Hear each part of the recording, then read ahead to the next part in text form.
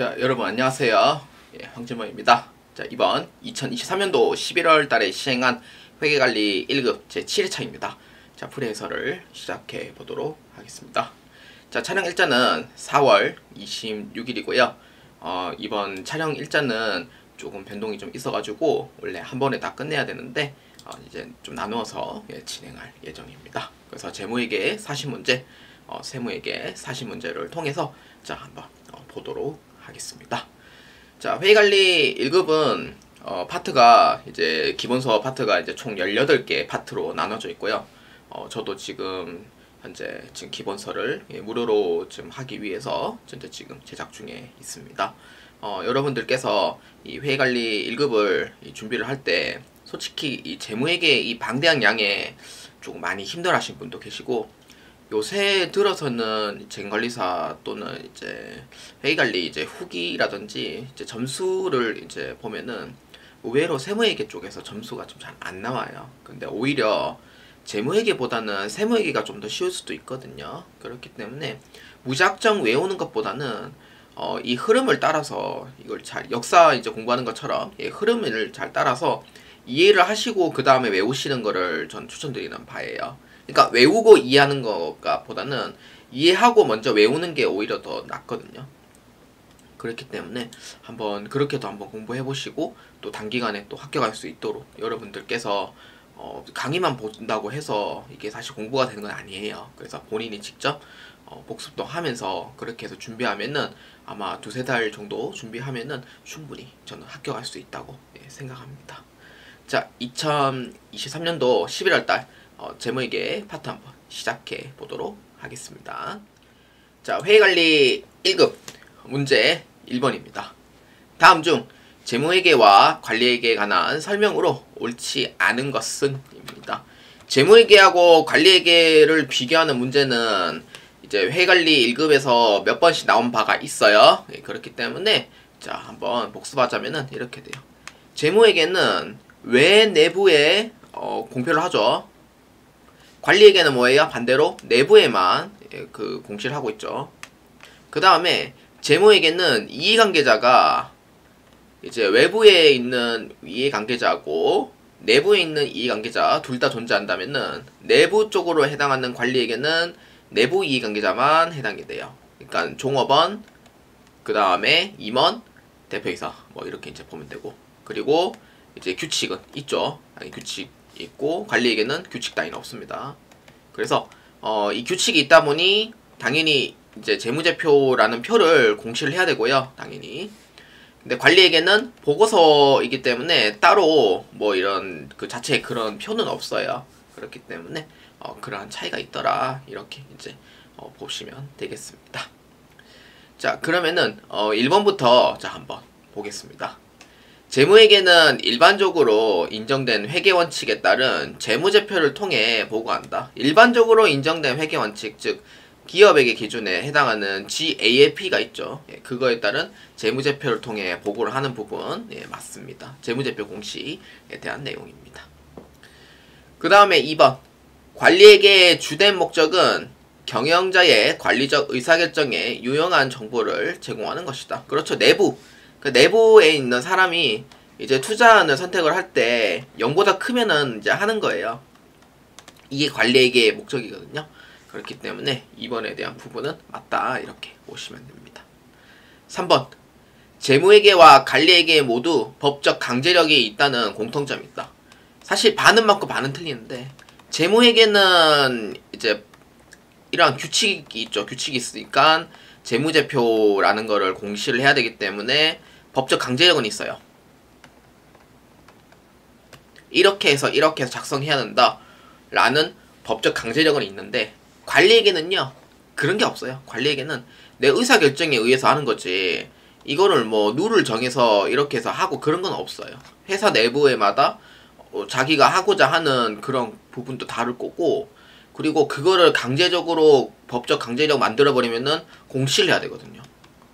사실 내부적인 그런 사항의 비밀이라든지 회사에 나름 노하우가 있는데 그거 자체를 공개해버리면은 누구든지 다 따라한단 말이에요.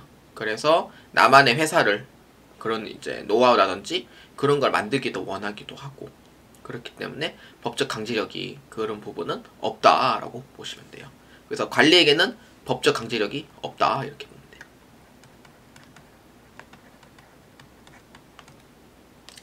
자, 그 다음에 4번입니다.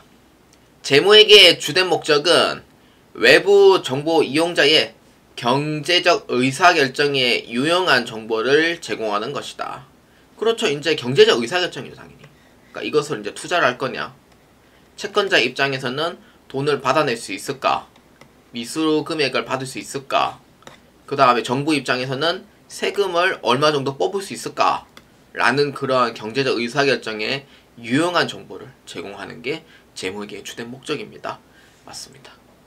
그렇기 때문에 이에 옳지 않은 건 몇 번? 3번으로 체크해 주시면 되겠습니다. 자, 회계관리 1급 문제 2번입니다. 목적 적합성과 신뢰성의 관계에 관한 설명으로 옳지 않은 것입니다. 목적 적합성이라면은 이제 미래를 이제 판단하는 예측 가치와 그 과거에 대해서 이제 혹시나 돌아보게 되는 피드백 가치.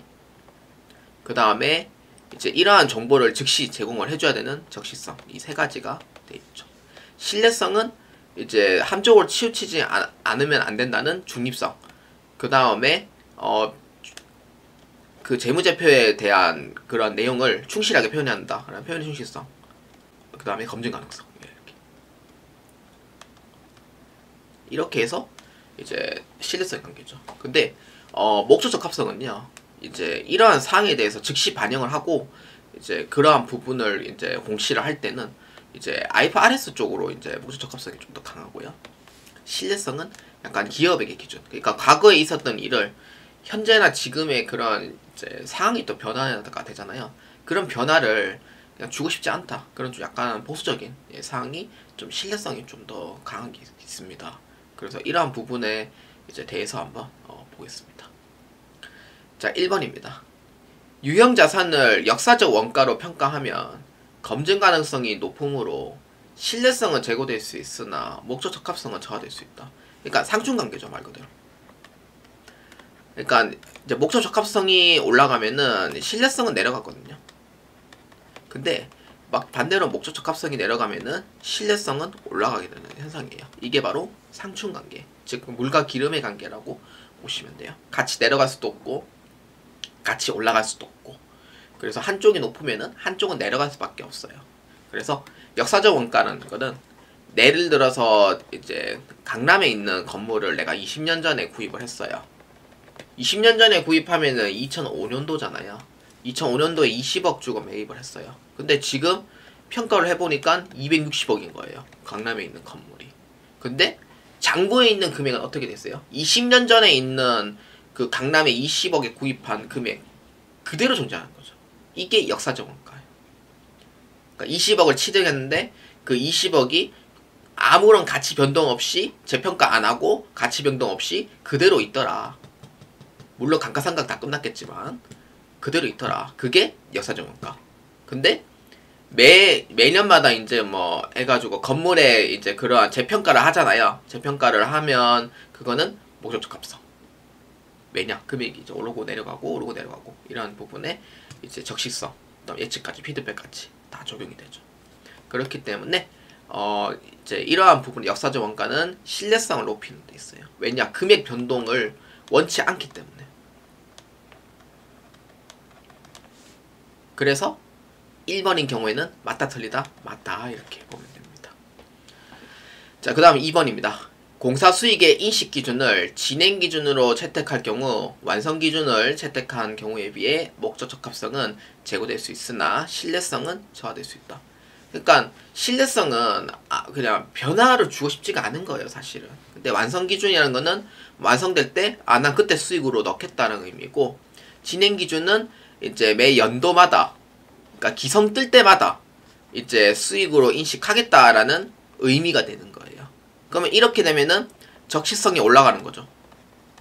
근데 완성 기준을 넣겠다라고 하면은 이제 그러니까 그러한 부분에 대한 표현의 출시성, 뭐 그러한 검증 가능성, 그런 부분에 대해서 또 올라갈 수 있는 거죠. 근데 진행 기준은 목적 적합성에 오히려 더 맞는 표현이 돼요. 그래서 2번에 대한 얘기는 맞습니다. 자, 그 다음 3번입니다. 중간 재무제표를 작성하여 보고하는 경우 목적 적합성은 제고될 수 있으나 신뢰성은 저하될 수 있다. 본래 이제 기간별 보고의 가정에 의해서 중간 재무제표를 작성하면은 이제 주주라든지 아니면은 다른 이해관계자든지 아니면 은행이라든지 그러한 부분에 이제 적시에 이제 보고가 가능한 거잖아요.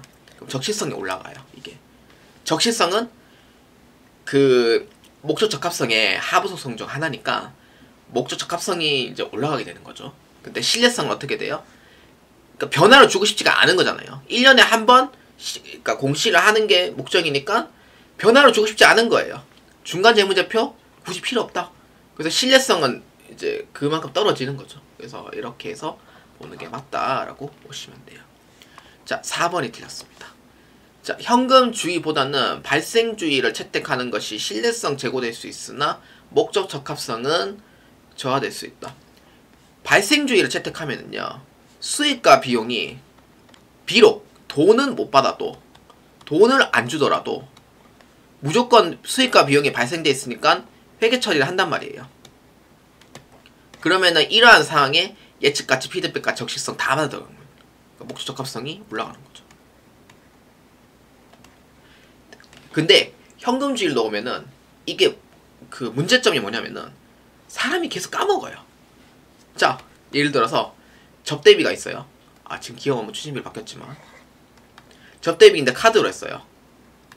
카드는 현금 결제가 아니잖아요. 체크카드가 아닌 이상은. 신용카드 얘기하는 거예요. 체크카드 얘기하는 게 아니고.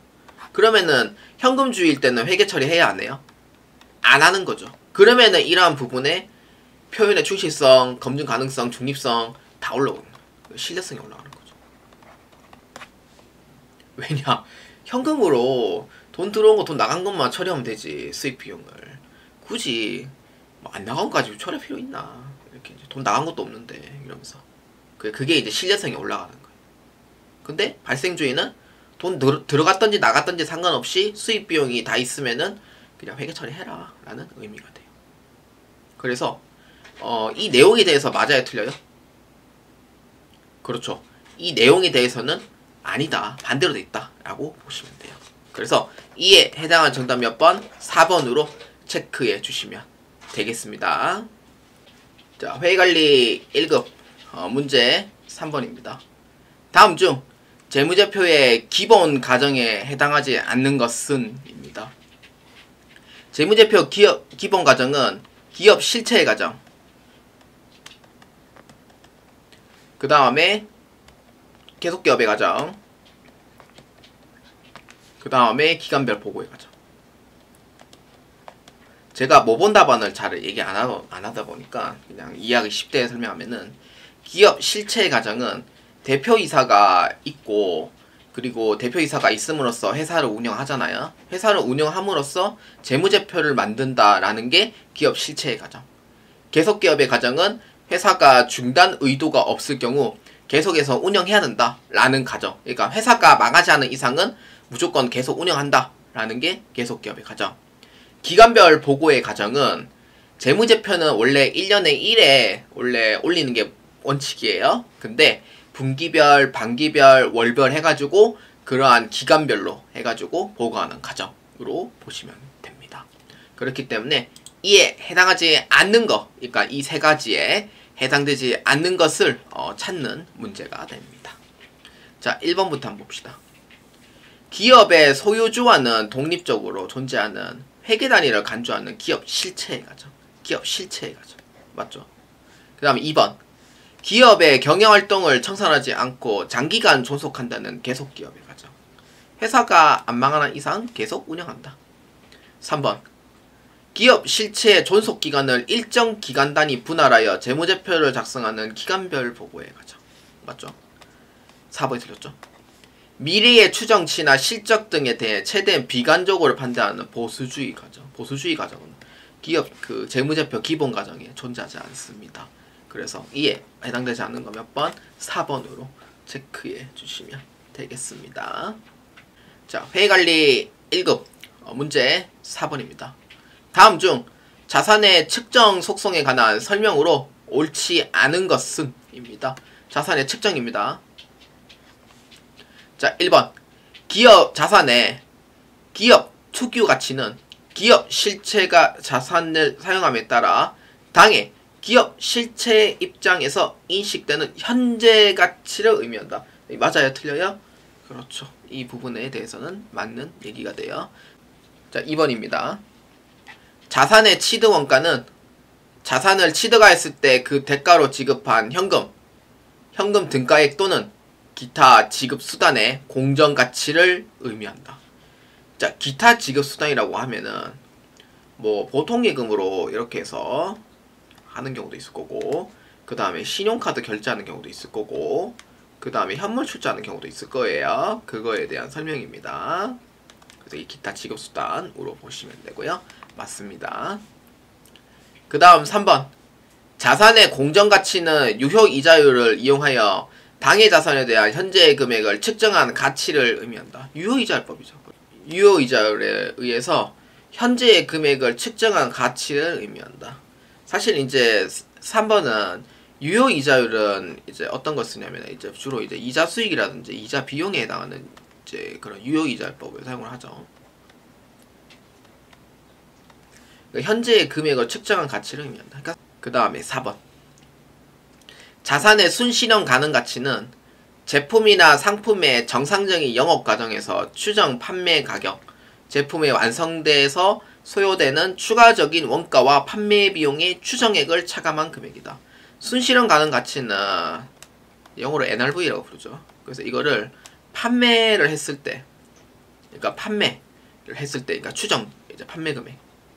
그래서 그러한 이제 해당하는 그런 관련 부대 비용을 차감을 해서 나오는 게 순실현 가능 가치예요. 순이에요, 순. 순이라는 거는 이제 이러한 수익에서 비용을 뺀 이제 순수 금액이라는 거죠. 그래서 이게 실현 가능 가치는 내가 판매했을 때 얼마 정도 할 수 있냐, 그거에 따른 가능 가치를 뜻합니다. 그래서 4번에 대한 부분은 맞습니다. 그래서 이에 옳다는 거 몇 번? 3번으로 체크해 주시면 되겠습니다. 3번에 대해서 조금 보충할게요. 자산의 이제 공정가치라고 돼 있죠. 자산에 대한 현재의 금이라고 돼 있잖아요. 이게 자산뿐만이 아니고 자산, 부채 이 두 개 다 해당이 되는 내용이 돼요. 그래서 이자 수익과 이자 비용에 해당하는 부분이 어떤 거냐면은 만기 보유 증거라든지 아니면은 사채에 대한 설명인 거죠. 그래서 이러한 부분이고, 그래서 여기서 이제 빠진 부분은 부채가 빠졌다, 또 이렇게 보시면 됩니다. 그렇기 때문에 정답은 3번으로 체크해 주시면 되겠습니다. 자, 회계관리 1급 문제 5번입니다. 다음 중 재무상태표의 구성 요소인 자산과 부채에 관한 설명으로 옳지 않은 것입니다. 구성 요소, 자산과 부채입니다. 자, 1번입니다. 자산은 원칙적으로 부채와 자본의 합과 일치는 하는 것이지만 자본이 잠식되는 등 특수한 경우에는 일치하지 않을 수도 있다. 사실 1번에 대한 얘기는 조금 위험한 발언이긴 한데, 자산은 원칙적으로 부채와 자본의 합을 일치하는 건 맞아요.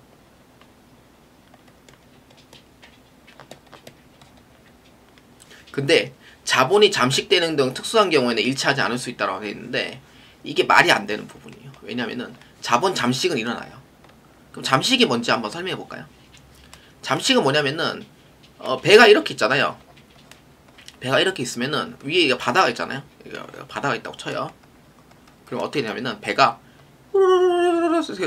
가라앉는 거예요. 이렇게 배가 가라앉는 거예요. 이렇게 여기 바다 밑에 이제 배가 있는 거예요. 바다 밑에 이렇게 깔아앉는 거죠, 말 그대로. 그러니까 배가 이제 그런 이제 무거워서 이제 깔아앉는 이제 그런 게 잠식이라고 부르거든요. 배가 침몰하고 있다라는 그런 의미로 이제 해석하시면 돼요. 그래서 이게 이제 잠식이고, 잠식이 되면은 이제 어떻게 되냐면은 은행에서 대출을 못 받아요. 대출이 안 돼요. 진짜 잠식은. 그리고 잠식일 때 대출을 받아야 한다라고 하면은 그거에 따른 이제 그런 어떻게 해서 할 건지 그거에 대해서 또 보완을 해야 되겠죠. 저는 안 해봤는데. 잠식인데 저희 회사도 근데 대출을 못 받거든요, 지금. 그런 경우도 있고. 그래서 일단 대출이 안 되고 그 다음에 회사에 대한 신뢰가 완전 내려가요. 왜냐면은 그러한 자산 가치도 없고 부채가 더 많고 자본도 마이너스에다가 그러니까 이제 잠식이 되는 부분에서는 이제 경리 입장에서 어떻게 되냐? 그냥 대통령 빨리 도망가는 게 나을 수도 있어요. 근데 경기가 매우 어렵고 그 다음에 취업하기가 좀 이지가 하는 것도 좀 생각보다 쉽진 않거든요. 이제 그러다 보니까 잠식에 대한 부분 이제 회사가 이제 격리다라고 하면은 진짜 회사 망하기 전에는 빨리 도망가는 게 나을 수도 있어요. 진짜로. 근데 회사가 이제 뭐 어떻게든 살려고 한다라고 하면은 계속 다니는 게 맞고, 근데 살려는 의지가 없이 계속 회사는 계속 잠식이 되고 있다라고 하면은 그런 부분에 대해서는 빨리 도망가는 걸 추천드리는 바입니다. 자, 그렇기 때문에 똑같아요. 자산은 부채 플러스 자본 이렇게 됩니다. 잠시의 경우에는. 근데 자본이 마이너스 반영이 되는 것 뿐이에요. 그래서 자산은 부채 플러스 자본이 무조건 일치를 하게 되어 있습니다. 자본이 마이너스라고 되어 있어도. 그래서 1번에 대한 얘기는 아니에요. 그러니까 잠식이 돼도 일치합니다. 무조건. 자, 그 다음에 2번입니다. 부채는 기업 실체가 현재 시점에서 부담하는 경제적 의무다. 그렇죠? 의무죠, 당연히. 내가 돈을 줘야 되는 의무가 있다. 3번. 자산이 반드시 물리적 형태를 갖고 있어야 하는 것은 아니다. 그렇죠. 이게 3번은 이게 틀리다 생각할 수 있는 사람이 유형 자산만 있는 게 아니잖아요. 그렇죠. 뭐가 있죠? 형태가 없어도 자산으로 되는 거. 무형 자산이잖아요. 이렇게. 그래서 3번에 대한 부분은 맞아요. 꼭 형태만 갖고 있어야 되는 부분은 아니라는 거예요. 그 다음 4번. 미래의 일정 시점에서 자산을 취득한다는 결정이나 단순 약정은 현재 의무가 아니므로 부채가 아니다. 그렇죠. 단순 약정은 이게 자산이고 부채고 뭐가 아니에요. 사실은. 약정이잖아요. 말 그대로. 단순 약정. 확실한 건 아니잖아요. 그렇기 때문에 그러니까 자산도 아니고 부채도 아니에요. 그렇기 때문에 맞다 이렇게 보시면 됩니다. 그래서 이에 틀린 거 몇 번? 1번으로 체크해 주시면 되겠습니다. 자, 회계관리 1급 문제 6번입니다. 다음 자료에 의하여 자본 총계를 계산하면 얼마인가? 입니다. 자본 총계입니다. 자본 총계는 자산 빼기 부채는 자본. 아까 5번 문제 얘기했듯이 자산은 부채 플러스 자본 이렇게 해서 보셔도 돼요. 자, 그러면은 일단은 자본 총계를 계산하기 전에 첫 번째는 자산 총계가 얼마인지 그거를 먼저 알아야 돼요. 자, 자산에 해당하는 부분이 어떤 거예요? 현금, 그렇죠. 건물, 매출 채권, 그 다음에 없죠. 예, 이 세 가지죠. 그러면 합치면 얼마예요? 현금, 건물, 매출 채권. 5,700에서 1,400만 원이죠.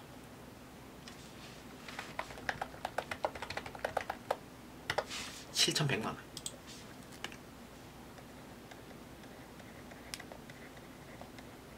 이렇게. 그러니까 두 번째는 부채 총계가 얼마냐.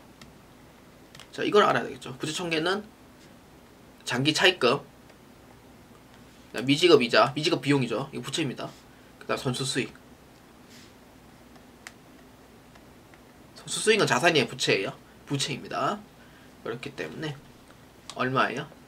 2,200, 2,300만 원이네요.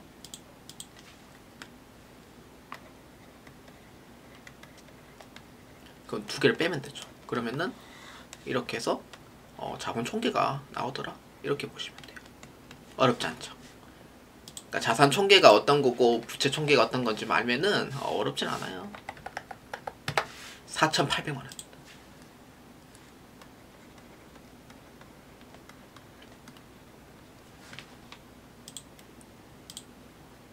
그래서 이에 해당한 정답 몇 번이에요? 6번의 답은 4번으로 체크해 주시면 되겠습니다.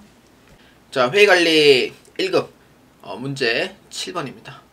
다음 자료를 바탕으로 당좌 자산으로 계산될 금액을 계산하면 얼마인가? 입니다. 당좌 자산입니다. 자, 보면은 단기대여금, 단기성 매출 채권, 선급 비용, 선급금, 매도하는 채권. 자, 자, 단기대여금이고요. 그 다음에 단기성 매출채권입니다. 사실 이런 이름이 넣고 그냥 장기성하고 단기성 이렇게 만들어 놓은 건데, 사실 단기성은 이런 이름은 안 넣어요. 그냥 매출채권 이렇게만 그냥 모아주시면 돼요. 뭐 잘못 만든 건 아닌데, 장기인지 단기인지 이거를 안 적어 놓으면은, 아니 내가 어떻게 장기인지 어떻게 이거 내가 단기인지 이거 어떻게 알아요 이러면서 막 그 시비 거시는 분이 있어요. 그래서 억지 부리시는 분도 있거든요. 그래서 그냥 이렇게 이제 적어 놓은 거예요. 이의제기 없이 하려고. 그 다음에 선급 비용, 이것도 당좌자산 중 하나. 선급금, 현금과 관련되어 있는 자산이 당좌자산이에요. 매도하는 증권은 뭐예요? 투자 목적이죠.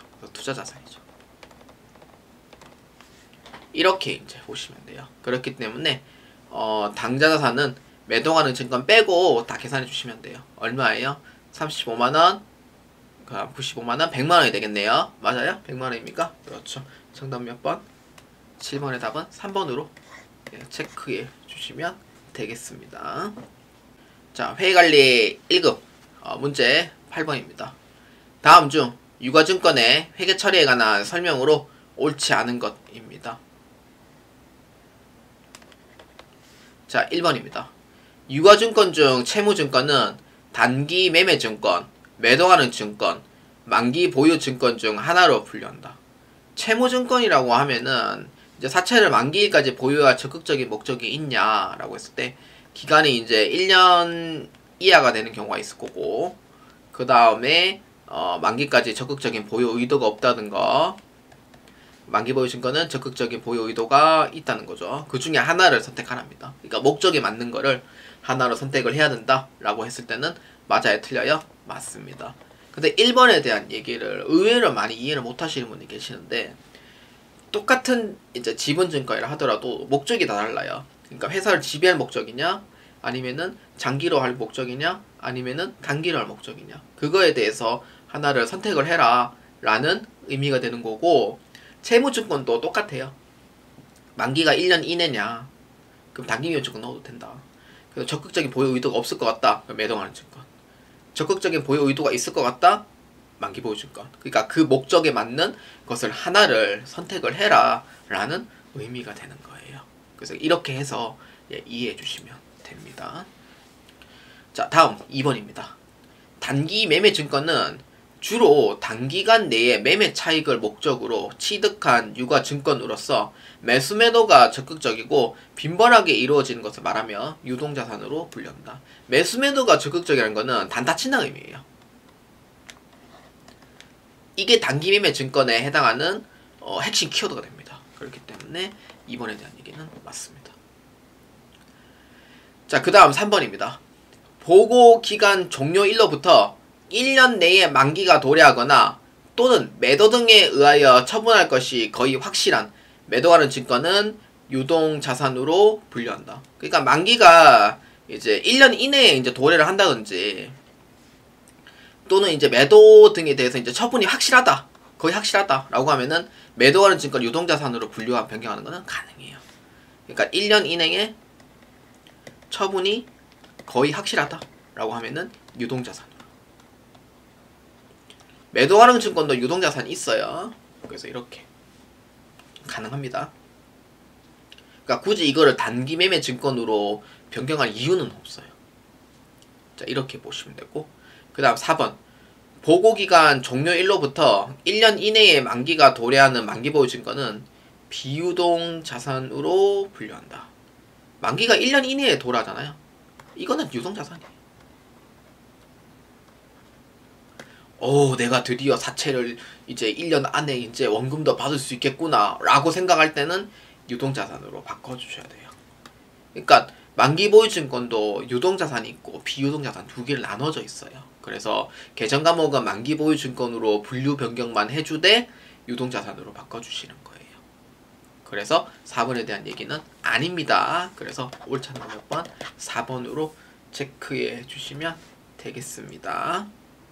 자, 회의관리 1급 문제 9번입니다.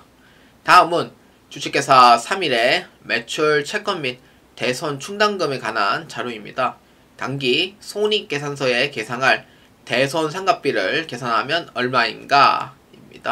대손상각비입니다. 12월 말자에. 자, 일단 이거를 먼저 T자를 먼저 그려놓고 시작을 하시면 이게 좀 더 편해요. 자, 대손 충당금은 특정상 기초가 왼쪽입니다. 그 다음에 대손이 발생된 금액, 그 다음에 회수된 금액, 그 다음에 보충하는 금액, 이 금액이 이제 대손상각비로 해당하는 금액이죠.